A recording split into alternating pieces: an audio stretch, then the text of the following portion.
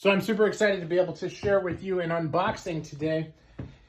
This is actually a pair that I picked up from my friends in Alden, in Raleigh, North Carolina.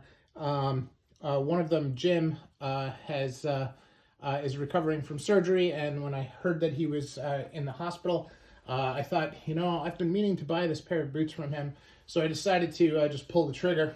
I didn't send a note or anything like that, but really dedicating this pair to Jim, who's been a great friend and really mentor in the shoe biz, even though I'm not in the biz. But, just an absolute wealth of knowledge. I've learned more from him on vintage shoes than almost anyone, and that's saying a lot because he's in some very, very good company in that department. So this is the Alden Indy boot. So it's from Alden.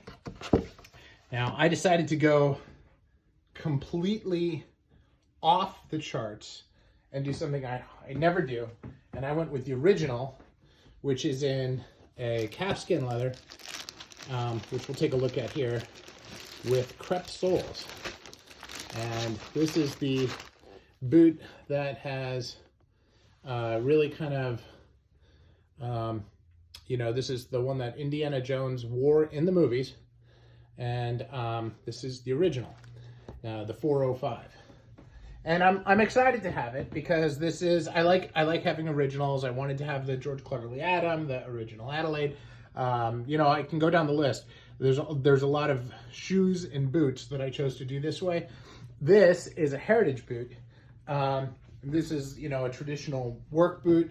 Not necessarily, a high style boot, but it is just a beautiful, beautiful leather, beautiful workmanship. This is the apron here. It is hand stitched, and as I said, it's got crepe leather, or crepe sole, not crepe leather, crepe rubber sole, which is new for me.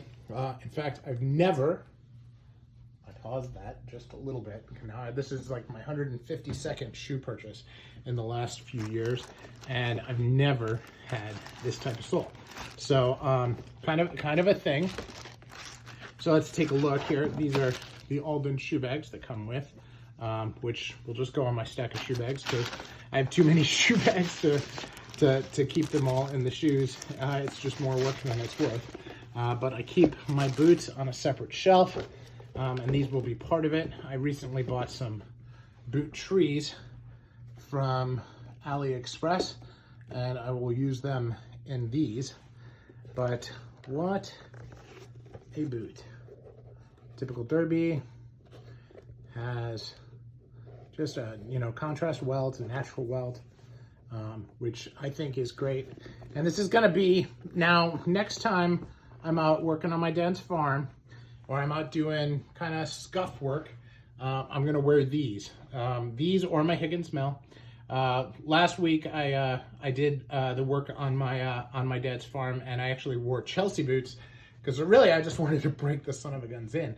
With COVID, I'm not doing as much walking as I normally do. But with these are really gonna be more for real work kind of activities. So, but I'll probably wear them with selvage denim and all the others, just like I do with everything else. But if you take a look at the stitching, it's pretty wide stitching. It's typical of Alden. You can see that they don't put the stitches in a groove on the bottom either. That heel is very interesting. Never seen a heel like that. And really, it's this leather that really appeals to me, this color, which I've never seen in anything ever before.